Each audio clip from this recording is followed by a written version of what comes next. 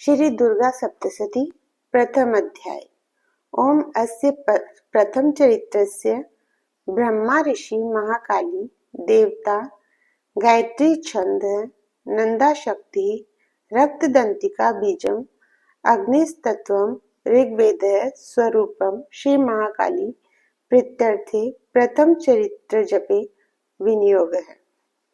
मैं महाकाली की प्रसन्नता के लिए सप्तशती के प्रथम चरित्र के पाठ का संकल्प करता हूँ।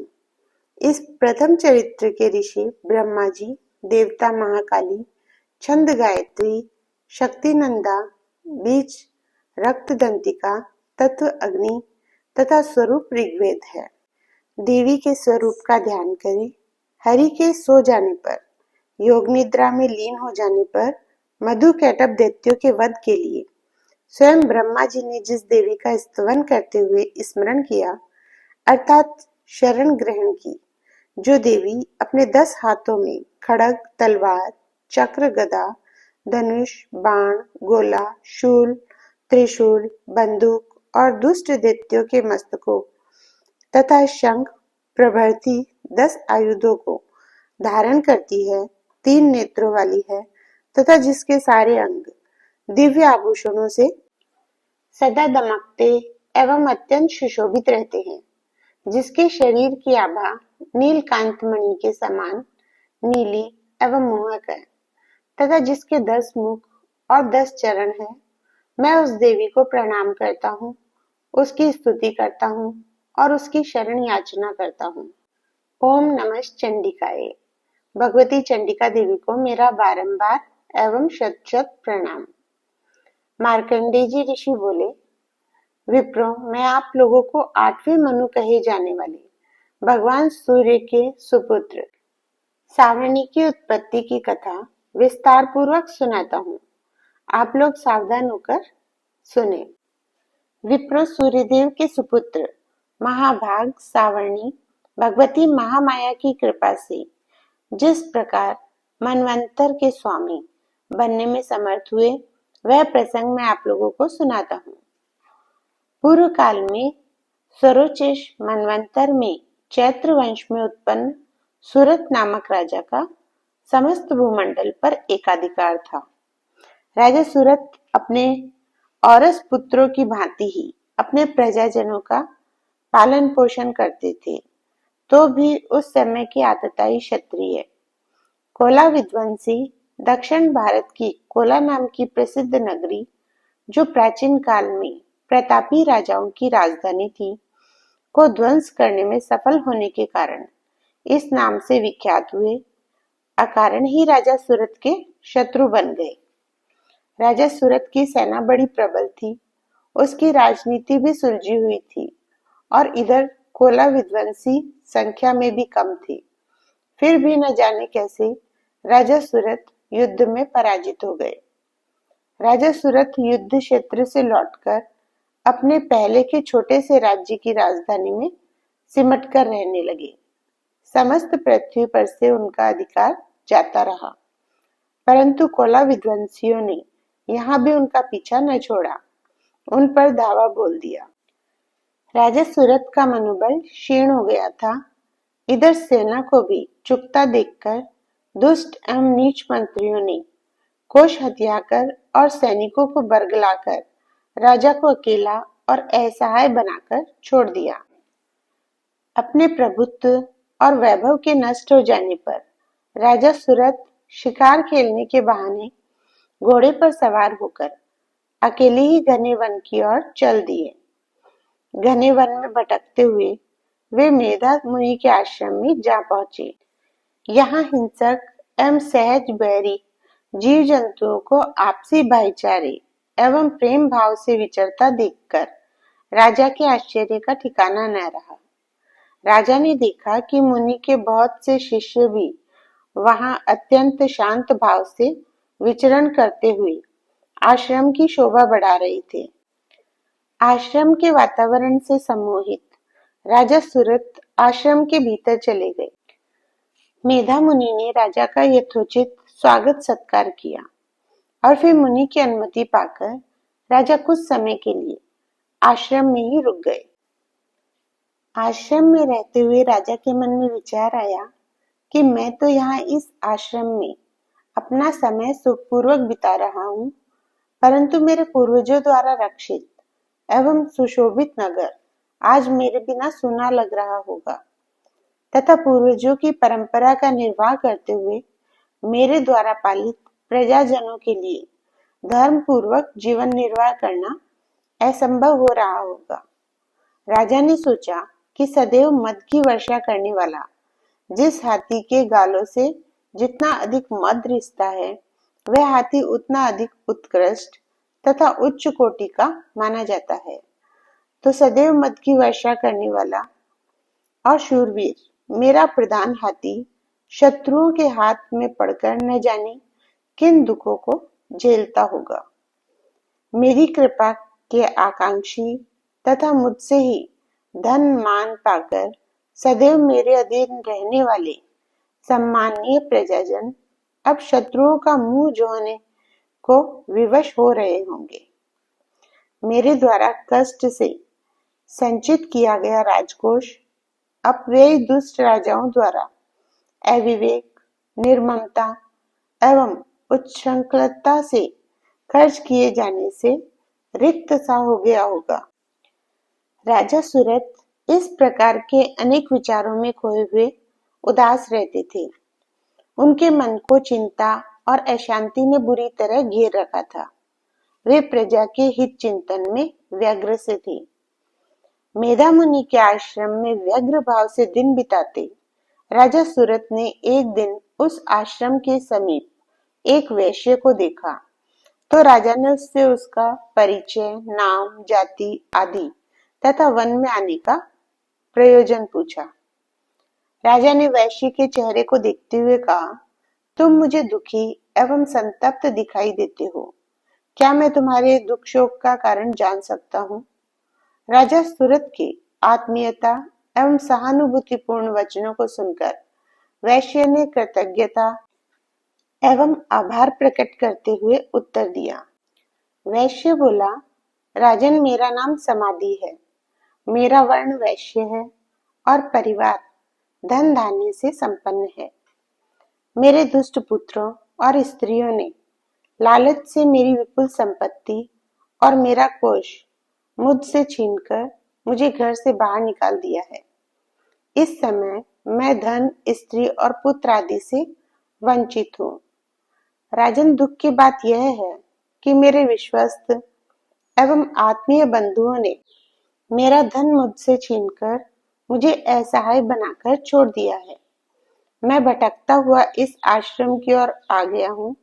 मैं नहीं जानता कि मेरे पुत्र आदि कुशल से भी है या नहीं। इधर मैं बहुत दिनों से घर से निकला हुआ हूँ।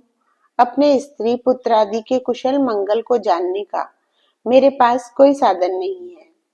मेरे स्वजन, बंधु बांधव स्वस्थ हैं अथवा नहीं, वे किसी संकट से ग्रस्त तो नहीं, यह सब जानने को मैं उत्सुक अवश्य हूँ, परंतु साधन के अभाव में विवश हूँ। इसके अतिरिक्त मैं यह भी नहीं जानता कि मेरे धन का हरण करने वाले मेरे पुत्रों का इस समय आचरण कैसा है। क्या वे पहले के समान सदाचारी है अथवा अचानक प्राप्त धन के कारण दुराचार में लिप्त हो गए हैं? राजा ने कहा, बंधो, धन के लोभ में पड़कर तुम्हारे जिन स्त्री पुत्रों ने तुम्हें अपने घर से निकाल दिया है, तुम उनके कुशल क्षेम की चिंता कर रहे हो। यह अत्यंत आश्चर्य का विषय है। तुम्हारे मन में अपने स्त्री पुत्रों के प्रति स्नेह का बंधन तो बड़ा ही विचित्र तथा विस्मयकारी लगता है। वैश्य ने उत्तर दिया, आपने मेरे व्यवहार को ठीक ही अनुचित कहा है, किंतु राजन, मैं क्या करूं? धन के लोभ में पड़कर सभी संबंधों को तिलांजलि देने वाले तथा मुझे घर से निकाल बाहर करने वाले स्त्री पुत्रों के प्रति मेरे मन में निष्ठुरता का भाव आता ही नहीं। अपने कथन को आगे बढ़ाता हुआ वैश्य बोला, राजन, क्या आप जानते हैं कि मैं यह नहीं जानता कि अपने को ठगने वाले और अपने प्रति दुर्व्यवहार करने वाले अपने स्त्री पुत्रों में मेरी आसक्ति सर्वथा अनुचित ही नहीं अपितु मूर्खतापूर्ण भी है। मैं मानता हूँ कि गुणहीन बंधुओं के प्रति मेरे हृदय की ममता अनुचित है। यह जानते हुए भी इसे न छोड़ पाने की विवशता से संतप्त होकर मैं लंबी लंबी सांसें ले रहा हूँ तथा अपने आप में व्याकुल हो रहा हूँ। अपने प्रति नितांत कठोर बंधुओं के लिए भी मन में निष्ठुरता न आ पाने के लिए मैं चिंतित एवं दुखी अवश्य हूँ। परंतु इससे क्या होता है? मार्कंडेय जी ऋषि बोले, विप्रो, इस प्रकार दोनों दुखी राजा और वैश्य एक साथ महर्षि मेधा के आश्रम में प्रविष्ट हुए। राजाओं में श्रेष्ठ सुरत और समाधि वैश्य महर्षि मेधा को यथोचित दंडवत प्रणाम करके बैठ गए। इसके पश्चात महर्षि का संकेत पाकर दोनों अपनी अपनी व्यथा कथा सुनाने को उद्यत हुए। राजा बोले, भगवान, मैं आपसे एक बात पूछना चाहता हूँ, आप बताने की कृपा करें। मेरे दुख का सबसे बड़ा कारण यह है कि मेरा मन तो मेरे वश में नहीं है। मैं यह जानता हूँ कि मेरा राज्य मुझसे छीन गया है, परंतु मेरा मन अभी राज्य कोष, सेना, कर्मचारी तथा प्रजा आदि में रमा हुआ है, उनके प्रति चिंतित है। हे मुनि श्रेष्ठ, नष्ट राज्य आदि अब वापस नहीं आ सकता है। यह सब जानते हुए भी मैं अज्ञानियों के समान दुखी हो रहा हूँ। ऐसा क्यों है? मुनिवर, इधर यह वैश्य भी अपने परिवार के लोगों, स्त्री, पुत्र तथा अन्यान्य बंधुजनों द्वारा अपमानित करके घर से निकाल दिया गया है। यद्यपि इसे इसके स्त्री पुत्रादि बंधुओं ने छोड़ दिया है, तथापि यह उनके प्रति अपने हृदय के अनुराग को छोड़ नहीं पा रहा है। अपनी इस मानसिक दुर्बलता के कारण हम दोनों ही अत्यंत दुखी है। जिस राज्य में तथा जिन परिजनों में प्रत्यक्ष दोष दिखाई दे रहा है, उनमें हमारी ममता, आसक्ति तथा आकर्षण सचमुच आश्चर्य का विषय है। मुनिवर, दोषों को जानते हुए भी हम दोनों की विषयों में आसक्ति के रूप में विवेक शून्यता एवं मूढ़ता का क्या कारण है, यह आप हमें बताने की कृपा करें। महर्षि मेधा बोले, महाभाग, विषयों की ओर ले जाने वाले मार्ग की जानकारी सभी जीवों को है। सभी जीवों के प्रिय विषय भी अलग अलग हैं। किसी की धन में आसक्ति है तो किसी की स्त्री में अनुरक्ति है। यही कारण है कि कुछ लोगों को दिन में दिखाई नहीं देता तो कुछ लोगों को रात्रि में दिखाई नहीं देता। इसके विपरीत कुछ प्राणी विषयों से इस प्रकार विमोहित होते हैं कि उन्हें न तो दिन में कुछ दिखाई देता है और न ही रात्रि में कुछ दिखाई देता है। विषयों में आसक्ति के कारण वे सदैव दृष्टिहीन से रहते हैं। राजन, यह सत्य है कि मनुष्य समझदार होते हैं, परंतु समझ केवल मनुष्यों की ही बपोती नहीं, अन्य प्राणी भी समझदार होते हैं। जैसी समझ मनुष्यों में पाई जाती है, वैसी समझ मृग आदि पशुओं और पक्षियों में भी देखी जाती है। यदि निष्पक्ष रूप से देखा जाए तो पशु पक्षियों में मनुष्यों जैसी ही समझ नहीं, अपितु अन्य बातें भी उन जैसी ही पाई जाती है। जैसे पशु पक्षी स्वयं भूख से अकुलाते हुए भी अपने बच्चों की चोंचों में अन्न के दाने रखते हुए प्रसन्नता का अनुभव करते हैं। मनुष्य की समझ को क्या कहा जाए? मनुष्य बच्चों को पाने की कामना और उनका पालन पोषण इस लोभ से करता है कि उसके बुढ़ापे में वे उसका सहारा बनेंगे। इस प्रकार मनुष्यों का पुत्र आदि में मोह निजी स्वार्थ से ही प्रेरित है। हे नरश्रेष्ठ, वास्तव में सभी प्राणी समझदार है, परंतु संसार की स्थिति को बनाए रखने के लिए भगवान विष्णु की योग निद्रा रूपी महामाया के द्वारा ममता में भवन से गिरे मोह के गहरे गड्ढे में गिराए गए हैं। अतः इसमें आश्चर्य की कोई बात नहीं। भगवान विष्णु नारायण की योग निद्रा रूपी महामाया से संसार के सभी प्राणी मोहित हो रहे हैं। भगवान विष्णु की माया ज्ञानियों के चित्त पर भी बलपूर्वक अपना अधिकार कर लेती है। भगवान विष्णु देव की यह माया ही इस सारे जड़ चेतन जगत की सृष्टि करती है और वही प्रसन्न होने पर जीवों को मुक्ति का वरदान देती है। यह योग माया की मुक्ति का आधारभूत अनादि शक्ति है। यही संसार के बंधन का और मोह का कारण है। इस प्रकार यह देवी संपूर्ण ईश्वरों की भी ईश्वर है। महाराज सूरत ने कहा, भगवान जिसे आप महामाया बतला रहे हैं वह देवी कौन है, अर्थात उसकी सत्ता किस नाम और रूप में है। ब्राह्मण उस महामाया का प्राकट्य कैसे हुआ तथा उसने प्रकट होकर कौन से अद्भुत चरित्र किए, उस देवी का प्रादुर्भाव, स्वरूप और प्रभाव कैसा है। ब्रह्मवेताओं में श्रेष्ठ महात्मन, मैं आपके श्रीमुख से यह सब सुनना चाहता हूँ, आप मुझे सुनाने की कृपा करें। महर्षि मेधा बोले, राजन वास्तव में यूं तो वह देवी नित्य स्वरूपा अर्थात सदैव विद्यमान रहने वाली है। यह सारा ब्रह्मांड उन्हीं का स्वरूप है। सारा विश्व उनकी ही सत्ता से स्थिर है। उस देवी का अविर्भाव भी अनेक प्रकार से होता है। तुम सावधान होकर वह सब मुझसे सुनो। नित्य और अजन्मा होती हुई भी वह देवों के कार्य को सिद्ध करने के लिए प्रकट होती है। नित्य सत्ता वाली वह देवी अवतरित होने पर लोक में उत्पन्न कहलाती है।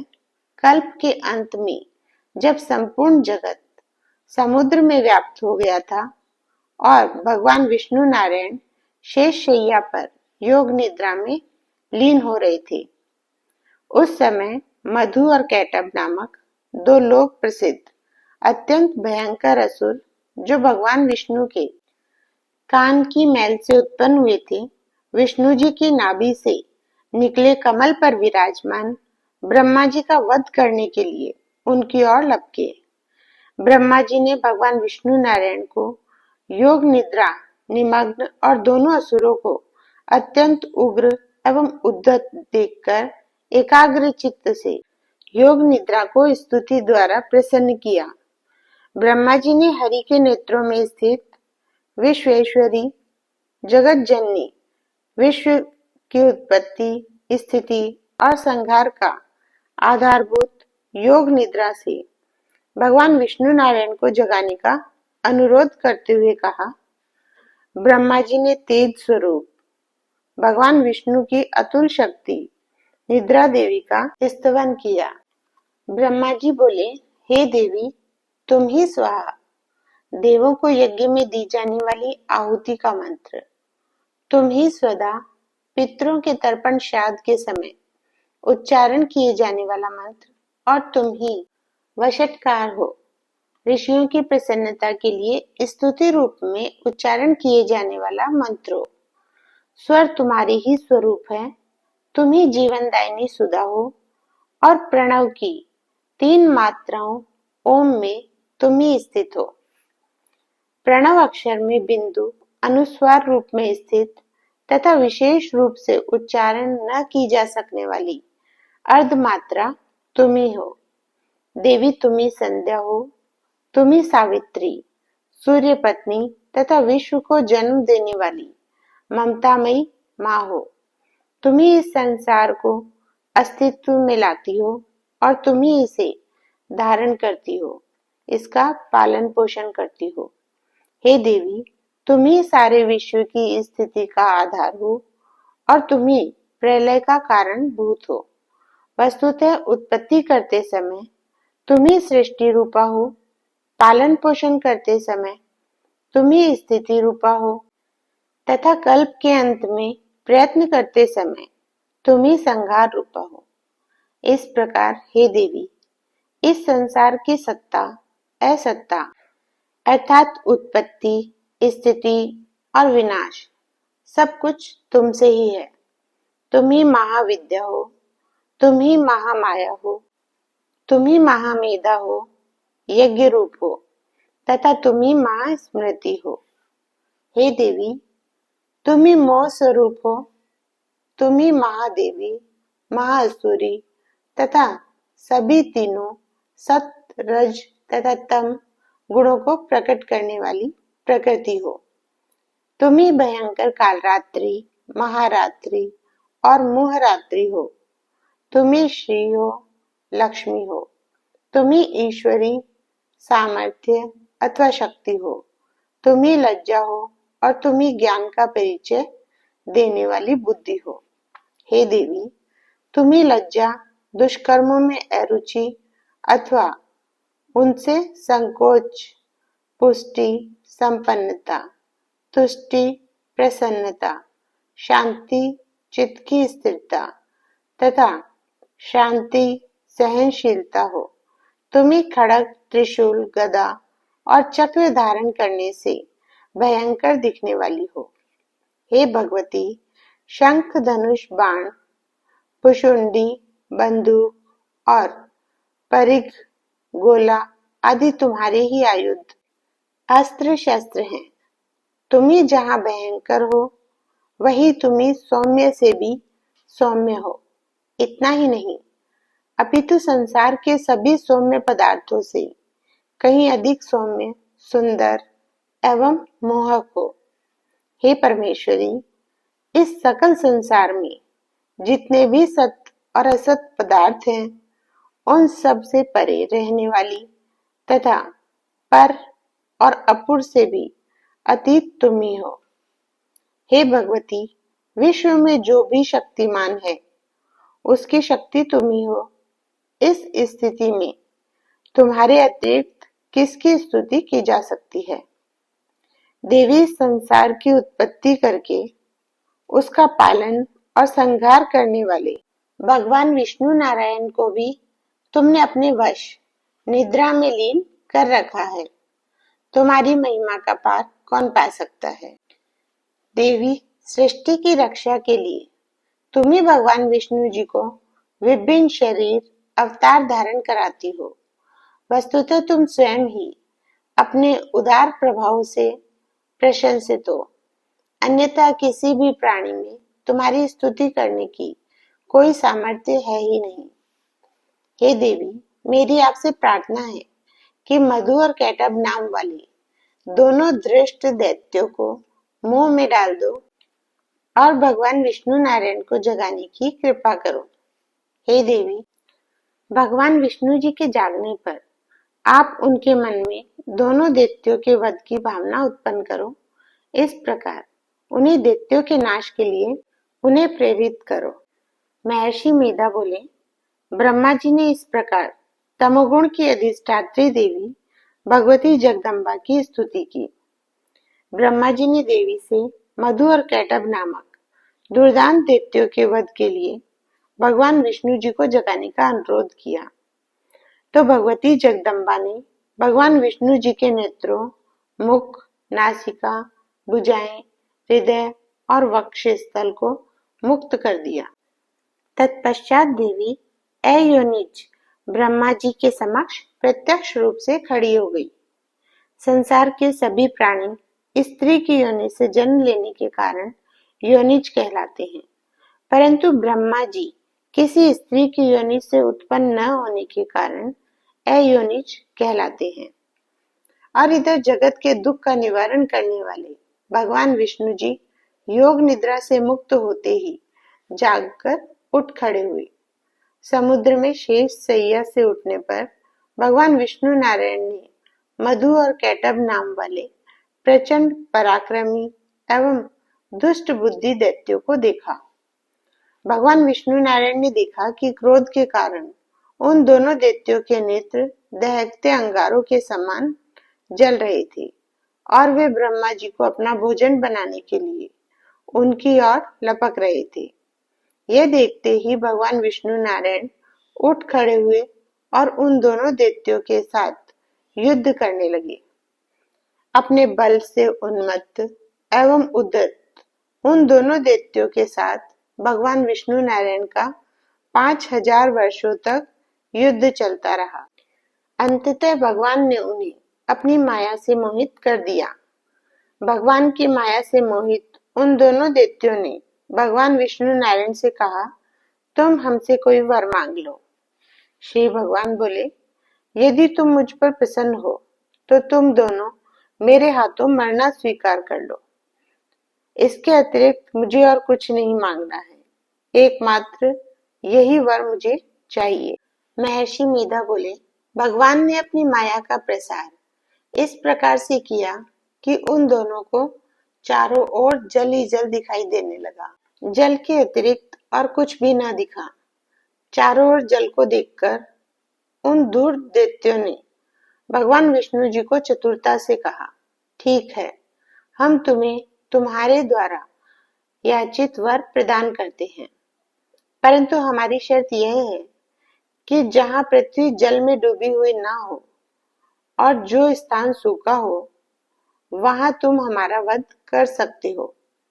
महर्षि मेधा बोले, दैत्यों के वचन सुनकर शंख, चक्र, गदा और पद्म धारण करने वाले भगवान विष्णु नारायण ने अपनी जांघ को समुद्र के जल से बाहर निकाला और उस पर उन दोनों दैत्यों के सिरों को रखकर अपने चक्र से काट डाला।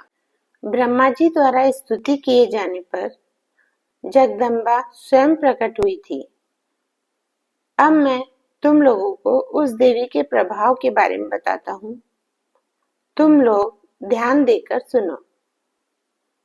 श्री मार्कंडेय पुराण में वर्णित देवी महात्म्य प्रसंग में सावर्णिक मनवंतर की कथा के अंतर्गत देवी द्वारा मधुकैटभ दैत्यों के वध संबंधी प्रथम अध्याय।